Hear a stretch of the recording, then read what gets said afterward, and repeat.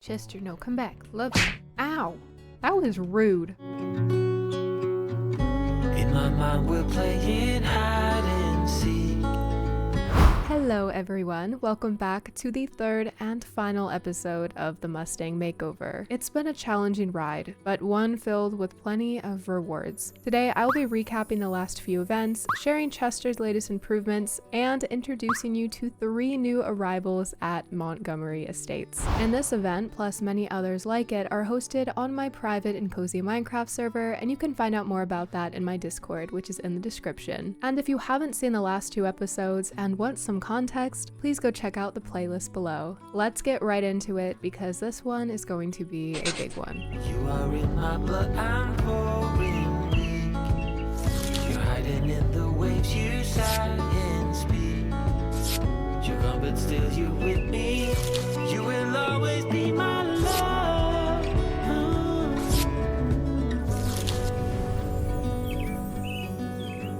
I better find a way.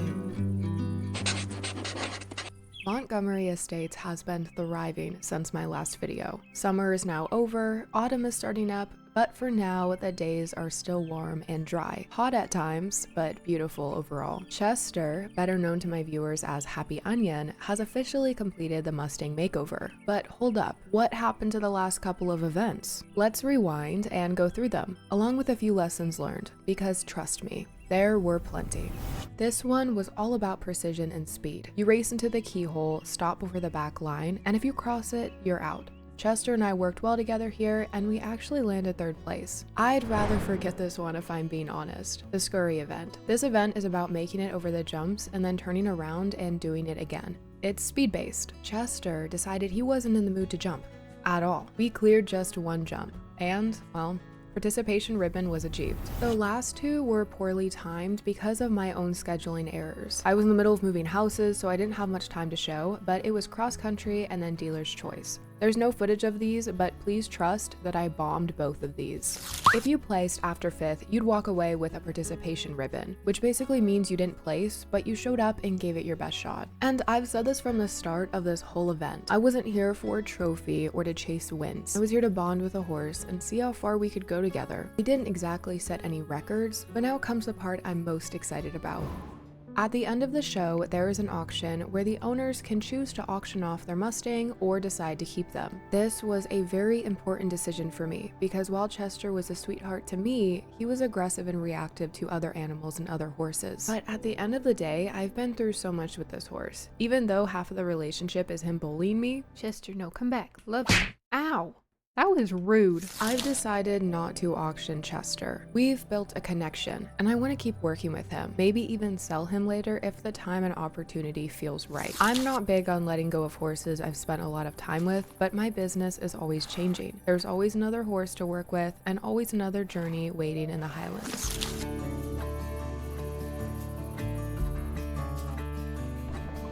Our first day outside of the Mustang Makeover was also our first step, getting Chester into a stall. He's not used to leaving the pasture without being tacked up, so this was a whole new routine for him. I thought about putting him in the English barn, but the big echoing space felt overwhelming for a horse who's only known the open fields. The Western barn felt warmer and more familiar, so that's where I set him up. The walk there gave him plenty of chances to stop and watch the other horses, though I'm still cautious about introducing him to new herd mates after his last experience. I'm hopeful we'll find him a pasture buddy in time. For now, he's in a roomy mare and foal stall, so he's got space to move around. I'll keep him inside for a day or 2 until he's comfortable before turning him back out. Once he got settled, I hung his new sign, which is very snazzy, put up his halter and blanket, and dropped off the brand new tack box he won at the event. His ribbons were also organized too, big ones on display and the rest tucked away in his rewards chest upstairs. Speaking of rewards, it was time to reward myself with irresponsible spending. The Mustang auction happened recently and I picked up 3 new horses. None of them had many bids, which was kind of the point.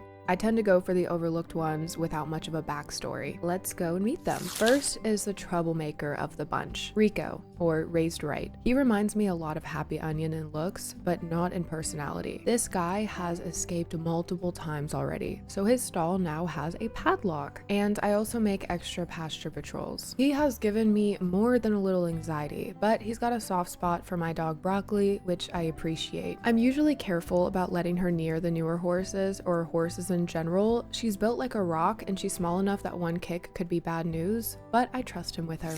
Next is Flame, or Flame of the Horizon. This boy can eat. I have to ration his hay or he'd graze non-stop. He's also obsessed with pockets, and if I don't have treats, I get side eye. Flame is also one of my messiest horses. He will find the closest mud puddle and roll himself in it, even though I have to brush him multiple times throughout the day. Though he is friendly with other horses and has been trying to make friends over the pasture fence, especially with the third newcomer. The last Mustang is my newest mare, S2 5026. She got 0 bids at the auction, and I can see why. She's shy, unbroke, and doesn't seek out attention from horses, people, or anything. Even with her fear and uncertainty, she's not aggressive. If I approach her, she just keeps her distance, but she's slowly warming up. My hope is to eventually turn all 4 of them out together and work with them gradually. I'm not sure how it'll go. Flame's confident, Rico's a bad influence, and the mare might keep to herself in the far corner. And now it's time for a viewer challenge. I know that there's someone watching this that never comments on any videos, but I need your help. I need name ideas for these 3. I might keep Rico and Flame as they are, but I want the mare to have a real name, not just a set of numbers. So go ahead and drop a comment because I do use them, and here's your chance to name a horse on the estate. With the Mustang Makeover now officially wrapped up, the focus is shifting. What's next for Chester? Let's be honest. He hates jumping. The first time I laid eyes on him, I thought he would be the cutest eventing horse, but Chester doesn't want to do anything that takes all of his hooves off the ground at once. He has been improving in other areas, and I think he'll shine more as a Western horse.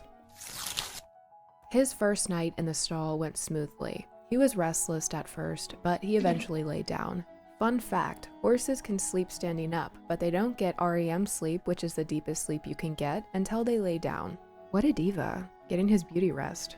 One quirk about Chester is that he dislikes every dog except Broccoli. I'd like to think it's because she's always with me, so he's just naturally taken to her, but I assumed he'd be the same way with all animals, including cats. So I kept my barn cat Ginger away from him. But this morning, I found Ginger lounging by Chester's stall with Chester calmly standing beside him. Doesn't mean they're best friends yet, but it's a promising start. And it really gave my day a good start because today was going to be busy. This morning was vet check day for the Mustangs. They'd had a quick look before delivery, but I trust my own vet. I was up before sunrise to do feedings and get them ready. The mare gave me some trouble, but eventually accepted the halter, though she pulled and fussed the whole way. She's not halter broke yet, but that's work for another day. As always, Dr. Flanagan was straightforward and kind. Am I meant to speak into this camera? Oh, that's not a camera. This one? Okay, cool. Hi, I'm Dr. Flanagan. I'm 32 and happily married. I like animals. You sound like you're interviewing for The Bachelor.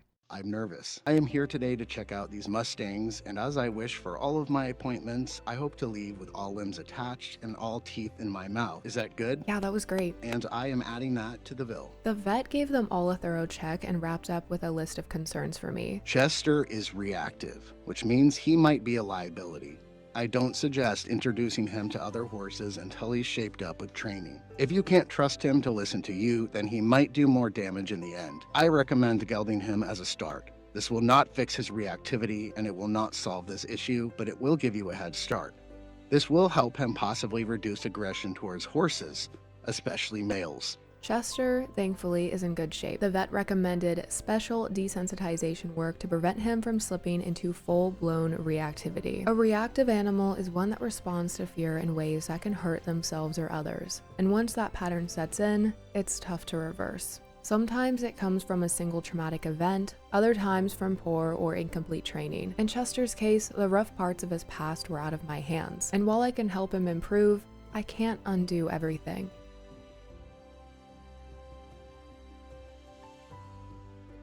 It is a slow process, and in this case it's measured in inches, not miles. And yes, it's nerve-wracking to always be watching for a sudden reaction, but he still deserves every bit of care and patience. They're unpredictable, and my vet's not wrong in saying that this isn't going to be an easy battle. On to the next horse, Flame. Flame is in good condition, despite his past injuries. He didn't hesitate when I felt if he was sound, so I think he'll be a good horse, but you could maybe train him to pickpocket. He's got a few welts and scars scattered across his skin, which the vet figures are leftover souvenirs from his time as a Mustang. Nothing open or fresh, thankfully, just a bit of history written on his coat. He's otherwise in great health, though his manners could use some work. Rico is sound, but I do recommend putting him in a pasture or stall with more secure locks. He may seem like a trickster, but he's very smart, and that can get him and you in trouble sooner or later. Rico was second to last, and to my surprise, he was downright affectionate with Dr. Flanagan. Not that I expected him to be mean and nasty, he just usually greets people with a gentle nip or casual hip check. Next up was my gorgeous new mare, and Dr. Flanagan took his time with her. And then he started hauling equipment out of his truck, and naturally, my inner nosy neighbor came out in full force. I would check in on him, and he would just say that he is looking into some things. Something was definitely up. Of course, in that moment, I wasn't thinking about the vet bill. What if my brand new mare had only one lung, or some mystery illness, or heaven forbid, swallowed a pasture bucket and now I'd have to pay $1 million for a bucketectomy? This mare is pregnant, and it doesn't look too good. She looks to be further along, but is barely showing, and her weight is nearly half of what it should be at a third quarter term. I don't know if you know this, but it takes two to tango. This happened a while ago, so she's been hiding it for some time. I'd like to put her on some prenatal supplements, which won't help secure the pregnancy, but it might help her body with any lost support along the way. From the size of the baby, I would predict a month or two from foaling. After Dr. Flanagan left, I just sat there. My brain felt scrambled, like I had a whole blueprint for these horses and the responsibility was already pressing down hard. But adding a foal into the mix, a whole baby animal, I've barely raised any foals. What if she rejected it? What if she lost it? What if I lost her? I did what any calm, collected, responsible owner would do. I panicked. Thankfully, I had 4 to 8 weeks to truly prepare. Over the next week, things started moving forward. Flame competed in a few shows, Rico got himself a baby-proofed stall and hasn't escaped yet, small victories, and the mare has been letting me give her treats and love on her in the full stall. We've gone on some walks together, and while she's still not halter broke, she's learning her pressure points, when to walk and when to stop. Right now, it's all about training. So this is episode 3, the final chapter for the summer 2025 Mustang Makeover, but it's far from the end for these Mustangs. I've still got work to do, rides to take, and a foal to meet. I have no clue who the father is, so I can't even guess what this little one might look like. All I'm hoping for is a healthy foal. Oh my god, wait, we should do a gender reveal. You know those cute videos where they show the entire family? Hi, my name is Peach, I'm the owner, and I think it's gonna be a boy. I've got a few more adventures coming soon, so you're not getting rid of me that easily. Huge thanks to Ashley and Riley for all of their help during this event, and every player who joined in. If you're looking for a private, cozy community, my Discord has more info about my server. Come hang out.